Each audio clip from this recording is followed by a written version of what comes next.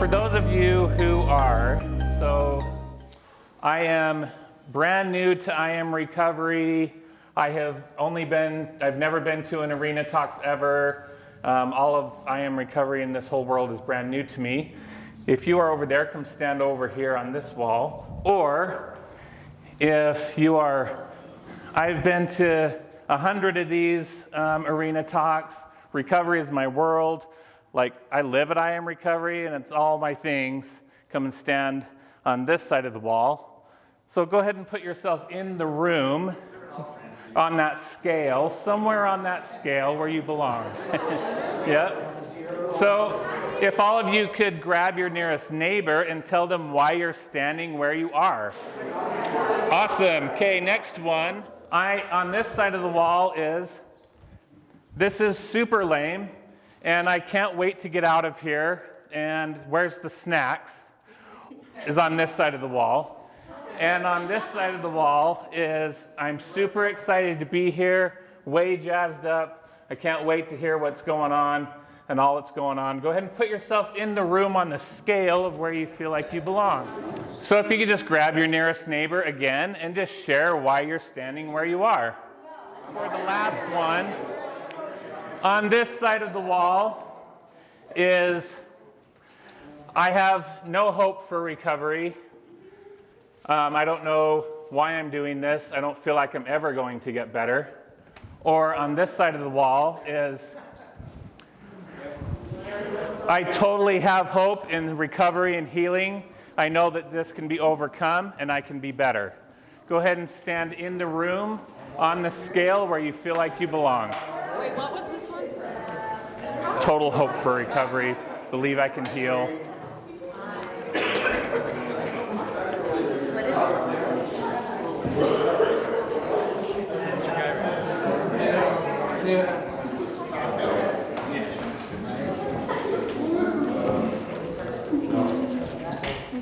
Awesome. So, I want you to just grab your nearest neighbor and share why you are where you are, why you chose to stand somewhere in this scale where you are.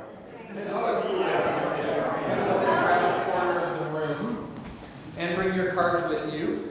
So I'm looking at kind of the primary emotion you're feeling showing up here tonight. So just take a minute, take a deep breath of how you're feeling right now. And so if you're feeling happy, excited, like, woo, right now, go ahead and hold those cards up. I want you to go back there in that corner, and I want you to and hold on 1 second before you go. I want you to go back in that corner and get a yellow note card from my friend Lisa back there.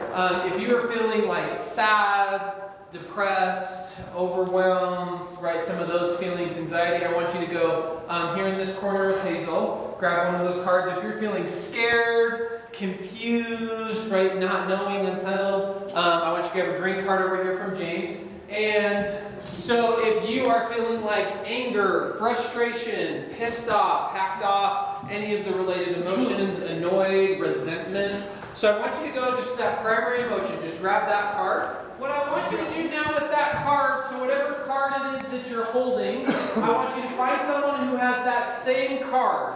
And in one sentence, I want you to tell them why you're feeling the way you're feeling. So what you're going to need to do is hold that card up so everybody can see. So find someone with the same card you share, Susan, and them share. Ready, go.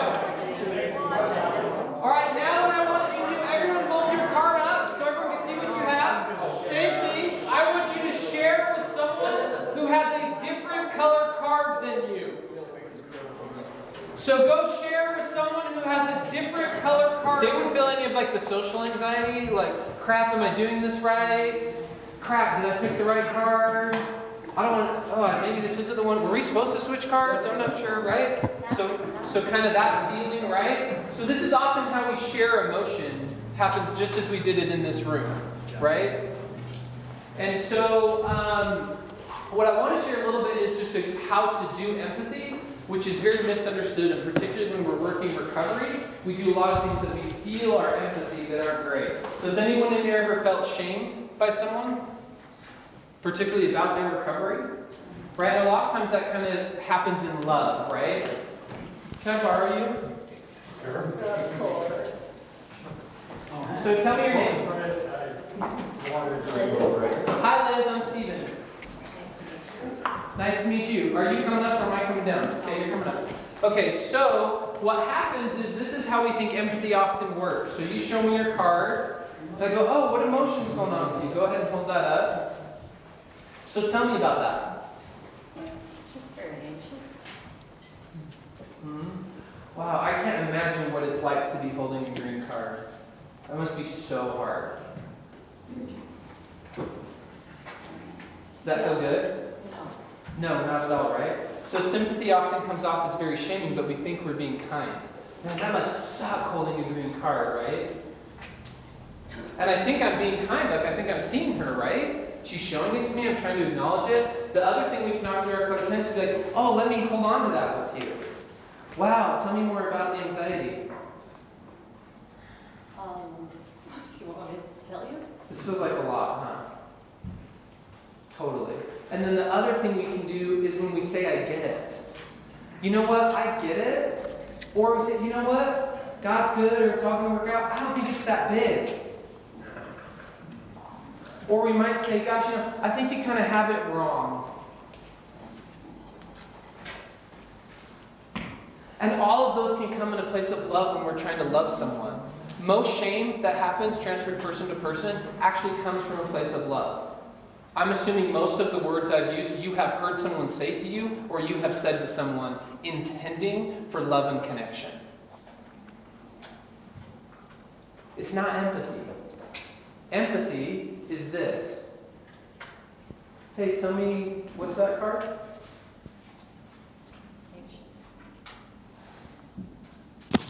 I have a lot of anxious right now about some stuff in my life. I'm worried about some relationships. One's my daughter. I have a lot of seeing the shame in her, and I know where she got it from. And I'm not 100% sure that I know what to do. And I should know, I'm like a therapist, right? And I'm really anxious about her being okay. Like she's behind in school and like all that. And testing that feels really for me right now.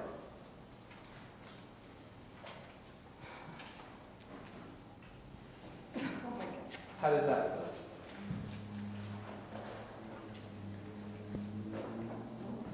A little better? Do you feel more seen by me or less? So the way we do empathy, when we hear someone's story, and my hope is as we share tonight, when I hear that movie or that song, it's not because they grabbed onto my card and say, I get it. They don't. I don't get it. I've never been in someone else's body. Even if someone has the same recovery, same addiction, same trauma, same family issues, I was not in their experience. I don't get it. But when we hear those inspiring things, what comes up is our emotion. That's what comes up. And when we share that, when we get vulnerable about ours, that is what helps other people feel empathy and connect with us. The greatest thing that we need is love and connection in working recovery and healing in our life. If that piece is not in place, everything else built on top of that is like a house, no foundation. So Liz, do you want to switch cards?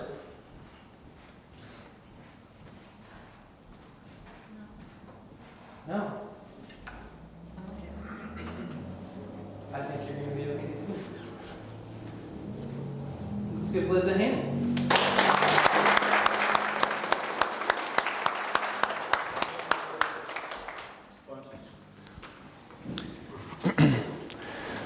So tonight we're going to talk about shame. Brene Brown talks about how addiction and shame are so closely linked together that studies, they can't even figure out where addiction ends and shame begins. They're so interwoven. Okay? So I want to introduce you to a friend of mine. This is Coco. If I bring Coco up here, what comes up for you? Sweet childhood. Sweet, childlike? Playful? Scary. Memories of comfort. Memories of comfort, right. So, yeah, Coco represents that wonder, that innocence of childhood, right? And so if you think about it, when babies are born, they don't come into the world like this, right? They come into the world like this, right? They're open, free, needy, curious, playful. And so if I was sitting in a room full of preschoolers right now and I said, how many of you want to come up and sing a song with me? How many hands do you think would go up? Probably all of them, right? Hey guys, anybody want to come up here and sing a song with me right now? Oh look, we got one or two. Great, awesome, good for you. Right, so what happened? Right? What happened? We didn't change, but something happened to us. And what happened was shame. So I remember for me, not behind the balloons. So I was 11, and I even have shame saying this out loud. But so like I grew up in Holiday. So like I grew up in affluence. I like needs were met. People had the things. Went on trips, Disneyland, all that stuff. So I found myself at 11 sitting in a therapist's office, and there was a lot of closed doors going on in my house and a lot of weird stuff going on. And so like I had never been to therapy, and y'all know that first thing at therapy, you're like, what the hell is this, right? Like, so I'm 11, and this adult woman's talking to me, and my mom goes out of the room, and this woman proceeds to tell me and ask me questions like, so do you know how to get food after school? I'm like, what? She's like, do you know how to do hygiene? Like, do you know how to brush and floss? Like, how often do you shower? Do you know how to do that? Do you have friends' houses you can go to after school? And I remember that experience was like this moment. And as I remember it, that this, for me, this ended. That life was no longer about playing Nintendo games and pretending that I'm an NBA player at recess. I got this message that your primary caregiver is not going to show up for you, which turned out to be true. That I am alone in this world. Stephen, you are alone. And any of you have an experience like that? As a kid, if you think back, adolescent years, younger years, where you had an experience that kind of altered course for you? You want to come up and tell us a sentence or two about it?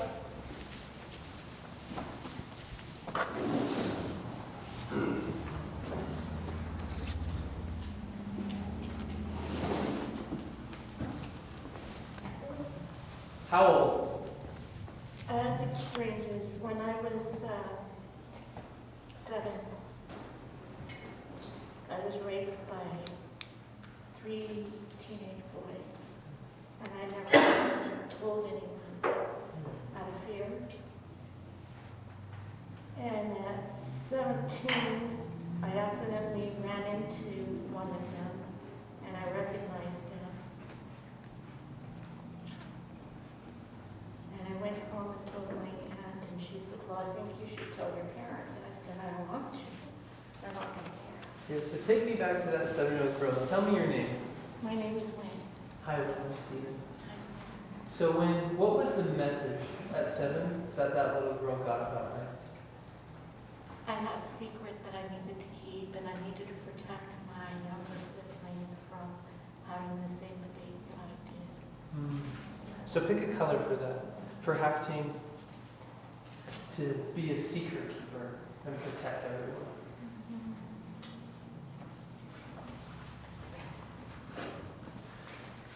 So come put that on Coco for us. Okay.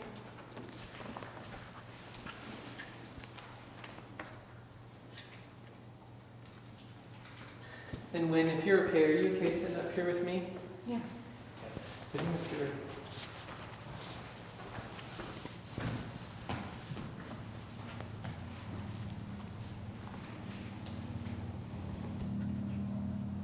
Hat guy's back there.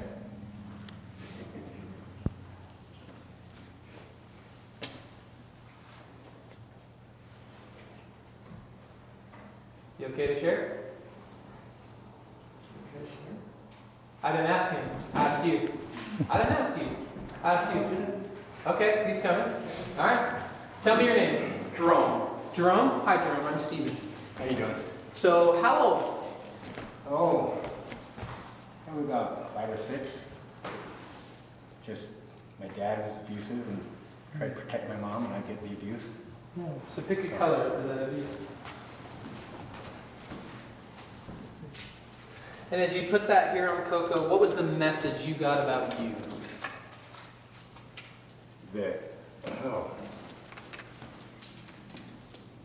that I had to do the fight alone, and my mom couldn't help because she would get beat too. So Has to do the fight alone. yeah, And tell me your name again because I'm terrible. Jerome. Jerome. Thank you, Jerome. You okay sitting up here? Thanks. Let's do one more.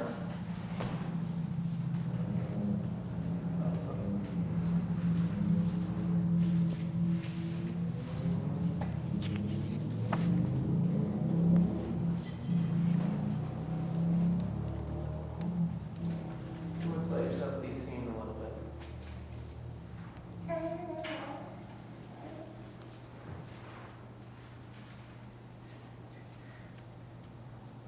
It's big, right?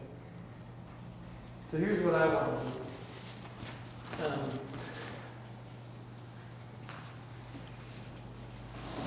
I want to go ahead and have this one represent the hours and days of stories that could be told in this group if we really took time right now to name all of the abuse and the shame messaging that happened. So this can kind of represent all of us and all of those messages.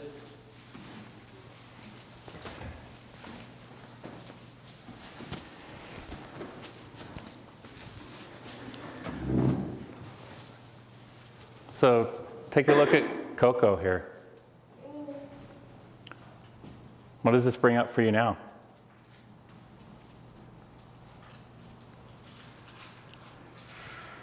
The world having an impact on your life.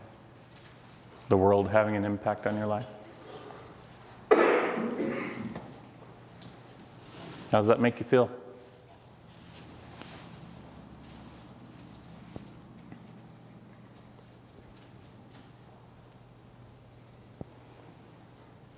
For me, it brings up like the sadness of that little, like for me, that little girl sitting there and being covered up completely and not seen, and the heaviness of that. It almost makes me feel like Coco's lost its identity. Yeah, bingo. So, anybody want to get in touch with that? Yes. Come on up.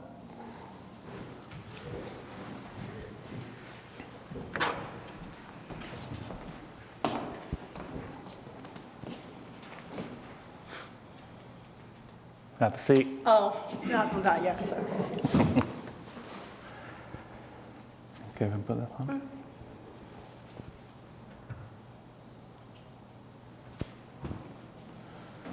What does that feel like under there? A little stuffy. Mm-hmm.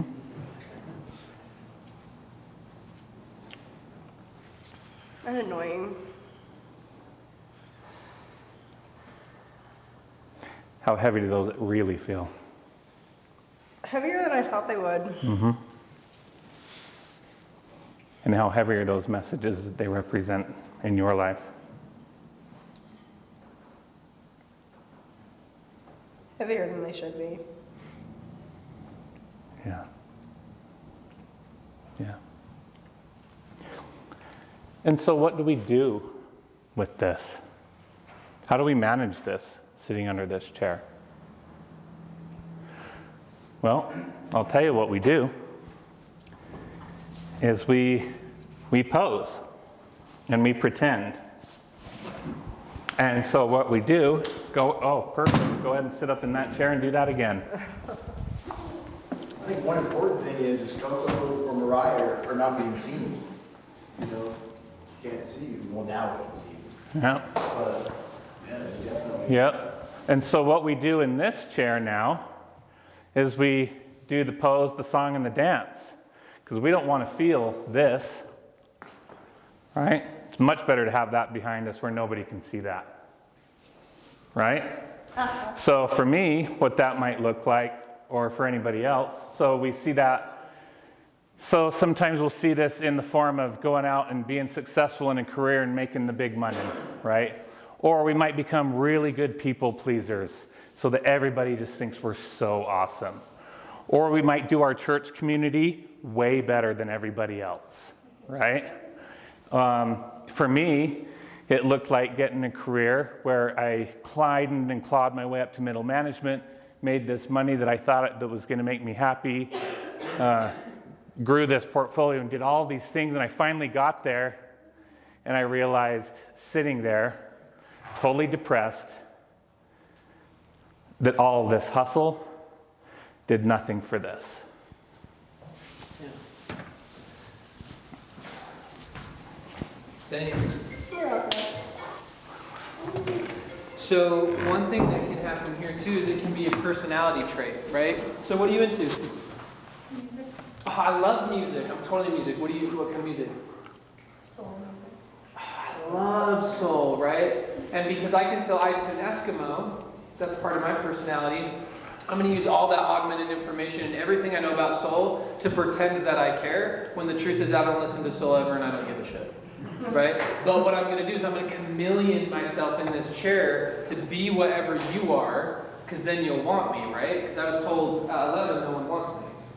So I'm going to do whatever it is I have to chameleon to kind of fit that, right? So anybody else want to come sit in this chair? Tell us about how you do this. How you kind of augment. And again, this is natural talents that we have.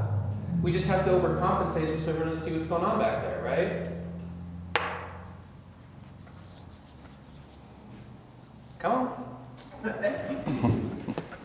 Well, this is I'll just have you stand right here, but put a hand on it.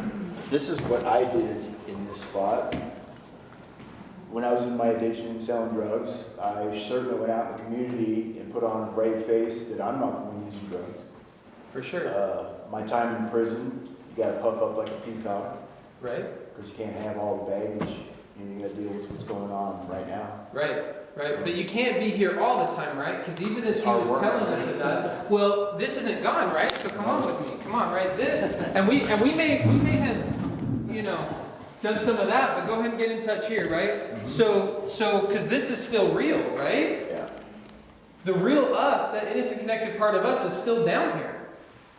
It's still here, right? Yeah. So it comes up and gets in touch. But is this what we remember the air in this room? I was like, right? Is this where we want to stay? No. So let's go. We don't want to be there. Come on. So go ahead. Put on the happy face. Put on the happy face or whatever. So go ahead and get a hand here. Stay in touch with yourself. So, depending on which science study you want to listen to, we're like 14,000 to 24,000 thoughts a day. So how many times do you think you bounce between here, come on, And back here? and here in a given day, right? Yeah. That you're like, oh my gosh, whatever those shame messages are. And then we come, and you're like, oh yeah, Seahawks, totally, man. I'm glad that we're moving on, reorganizing the franchise. And someone's like, yeah, I don't care about your opinion, you're dumb. And we're like, oh crap, man, they might have seen it. They might have seen it, right? And so then we got to keep going, right? And then we're doing this walk. Stand. Sound familiar? Yes, it does. So at 14,000 thoughts a day, how fast do you think you're walking? At this nice casual pace? No. No, right? It probably looks a little more like this. And you got to get in touch, make it believable, right? Yep. But no matter what we do, we still get here. Yes, we do. Right? So thought experiment, what if we just leave him here for another 4 hours to kind of figure this out? How does that feel? That's an endless. That's an endless, right? Yeah. So this is exhausting, right? Yes, it is. So let me tell you what I did to manage this walk. Putting on the So for me, 3 of the big ones, so prostitution was a big one for me. So I used that one to manage this walk. So just put it right here in the middle. Porn, masturbation, another super big one for me, right? And what I want to name about the stuff that happens here in the middle is it's not bad, right? Like sexuality is not bad. But when we have to manage our life, and we have to manage the exhaustion, right? We've got to figure out some way to fill the gap. And what we typically fill the gap with is some medicated or unhealthy behavior, right? It's doing something, to compress this. So James will name them all for us. It might look like spending endless time on YouTube. Might be developing an unhealthy relationship with food. Might become like a workaholic. We might spend all day obsessing over the news. Maybe we start taking some pills, try to tamp some of that down. But we got to keep on top of that social media feed because that feels good. Also, this is getting exhausting. Man, I could just use a drink right now. Right? And you know what else might be great? What if I just got that new thing, that shiny new thing? That might take care of everything. Right? But you know what? The last thing I want to do is actually think about any of this, so I'm going to stay really busy. Right? Or I'm just a worthless piece of crap. There you go. Or I might decide, you know what I could do? I could just work my way out of this. Right? Or you know it'll help me escape really well. This one will work really good. Drugs feel good. And of course, I don't really want anybody to see this whole dance.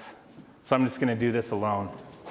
That's me. And what I want to name is, this isn't all of them. This is the smallest cultivated. We can turn anything into a medicator. We can take any behavior, right, and take it out of proportion to try and fill this gap. Hobbies. So friend, I'm a little bit tired. I know I shouldn't be. I've done this presentation before, but it gets there, right? So what do you want to do about this? Because this is I want to slow exhausting. down and start dealing with that. Okay, so how are we going to do that? Because we got all this. All this. All this. Loud. Right. By the way, how many people start recovery talking about this? Not very many. How many people start recovery talking about this? A lot, right? Most people that I work with and see in recovery, they're not like, I believe I have some deep childhood wounding that might be stemming of like all these problems that I'm using to medicate to fill the gaps even. Right? It's typically like, I gotta get off the alcohol, off the drugs. Right? Fix the eating disorder, do whatever it is to fix the thing on the floor, right? You know, we were asked a question that once we got rid of the substance that was helping us hold this all down, what was it like when you were off that? Yep. I was confused when I was off the drugs because I think, it should all be better now. Totally. That is something I can very much relate to. Yeah, Hazel taught me that one. I was like, if I just stop the thing, then it'll all be fine, right? Mm-hmm. So what are we going to do about this? Because we can't stop walking. We're going to choose life. Right. So we got to keep living it. So what do you want to do to solve this problem? We're going to do less of that and more of this. Okay, so we're just gonna get rid of this. Yeah.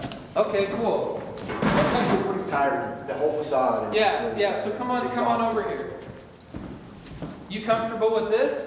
No. Because it's weird. Because I just asked everyone in the room, including you, to come up here and share a story with us, and no one wanted anyone in this room to see this. Right. And we're literally at an arena talk with people who are in recovery. So I would say this is a scoop above in vulnerability than the average community and average Joes. And not a chance anyone wanted to do this and get that chair out of the way. That's true. So I don't know that that's going to be a winning strategy. You don't think so? Don't you have to start taking away the fake you? I agree with that, but do we just want to throw away all these parts of ourselves? So I told you I'm super charismatic. Should I just throw that out? I did think about that at the beginning of You recovery. can apply it in a different way. Ooh, so how would we do that? Because I agree. How can we apply that in a different way? Because you have to be touching both chairs. Right. Just by not projecting a fake image of yourself. Okay, so how are we going to do that? Because we're hiding all this still, right? So how are we going to do that? Because you have to be in touch with both chairs. So you want to keep walking between them? No. Because I'm tired. My knees getting me. Great. Anyone want to give them some help? Just say it louder. Yeah. So, hold on. So put a hand here. Go ahead. So, hey, Coco, why don't you take off the scarves?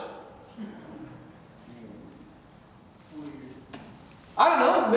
Maybe she'll like you better. You ask her. Go ahead. Hey, Coco, take off the scarves. Why don't you? Because we as children did not have that capacity.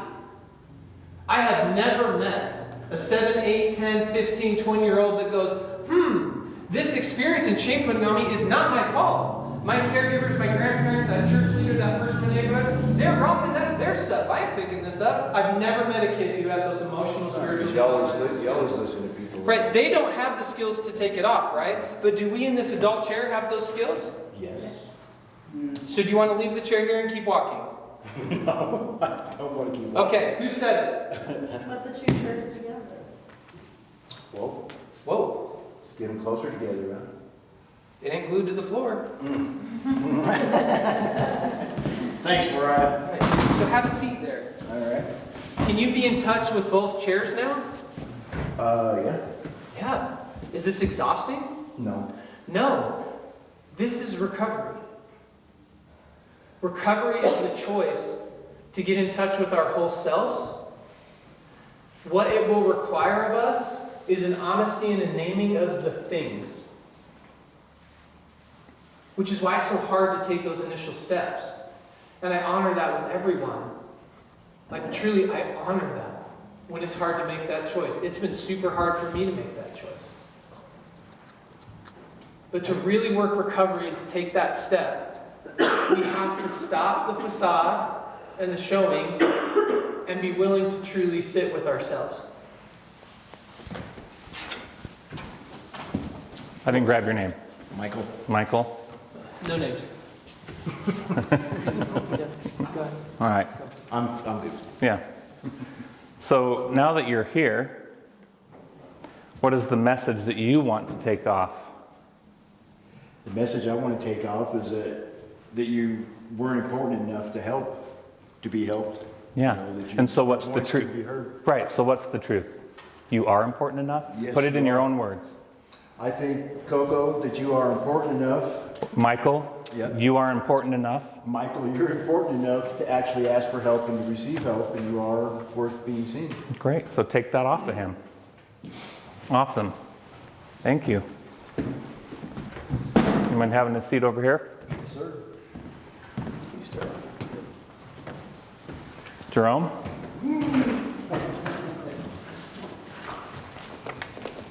Have a seat. What message does Jerome need? You aren't alone in this fight. Yeah. Thank you. Win?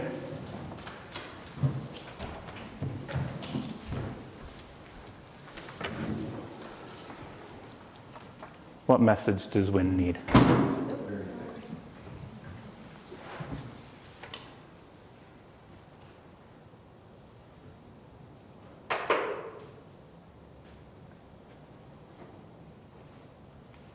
It's okay to trust.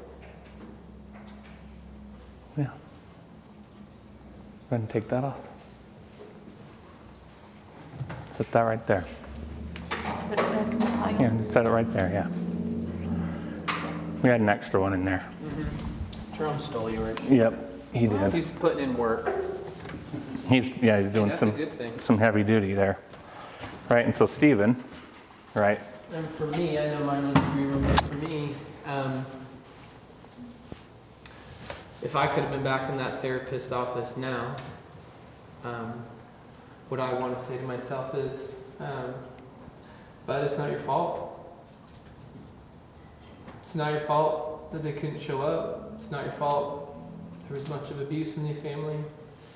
And you don't have to do it alone. There are people who will show up in your life as angels, who will help you, who love you, and will make sure you don't have to deal with all of this. And so what I want everyone to do right now is pull out your phone.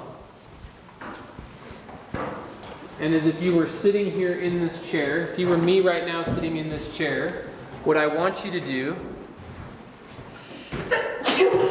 is to text yourself the message that you need to hear from you.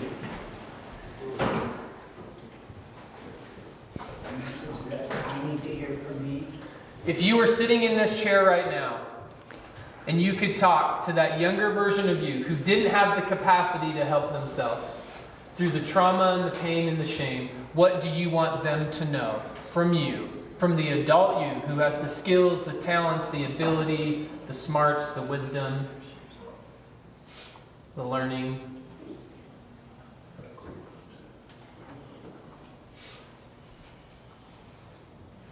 Let's do that real quick.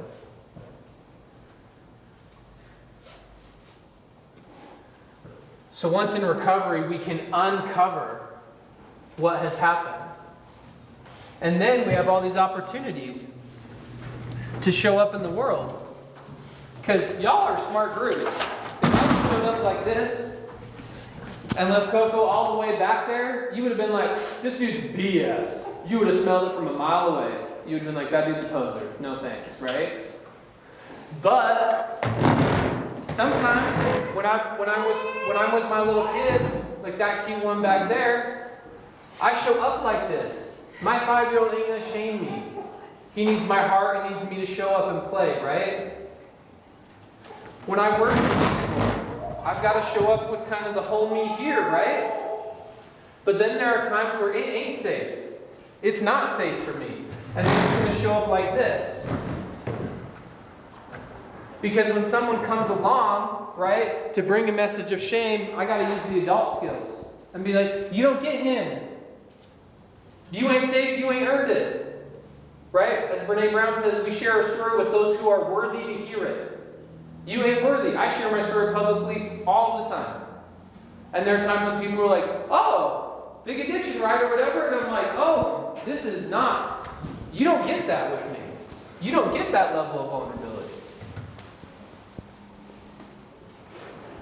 And so then it becomes this beautiful life of discovering what it's like to do all of the things here with ourselves, right?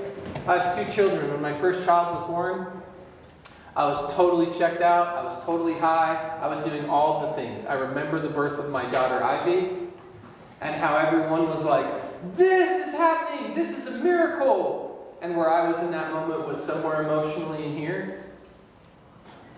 And I remember 3.5 years later, when my little boy was born, I started my recovery when my daughter's 4 months old, so 3 years into recovery. Ain't perfect, but 3 years in. And I remember being able to feel this type of emotion and discovering the beauty of being a father and being a dad. And having those 2 experiences to go, oh, having this chair all the way back there and medicating it out, what it costs me the most is me. It costs me my connection. So our invitation to you tonight is absolutely to put down the medicators, to work recovery, but more importantly, just to make the choice. The choice to be seen and held by those who love you, those who are working with you can really show up. Because the only person who's actually going to pull those shame messages off and get you back in touch with you fully. I remember I've been in recovery for like 5 years. And I'm doing this therapy piece of work with someone that's gone on for like 40 minutes. And I'm like, everyone's abandoning this little boy. And I'm all angry at everyone. And I do all the anger at everyone else. And then like a ton of bricks that hit me. You know who abandoned this little boy the most?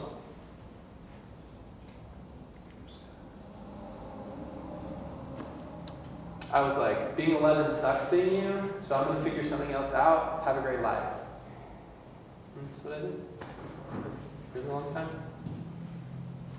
And what I want you to know, if you're having a hard time seeing this part of you, there is wonder. There is still innocence. There is beauty. And it is wanted in this world. You are unique and special. This combination of you is so needed. People around you need it. People in your life need it. People you haven't even met yet need you, want you. You matter. And the hurt and pain that happened, it mattered. That shame is not yours. And you are worthy of healing and connection.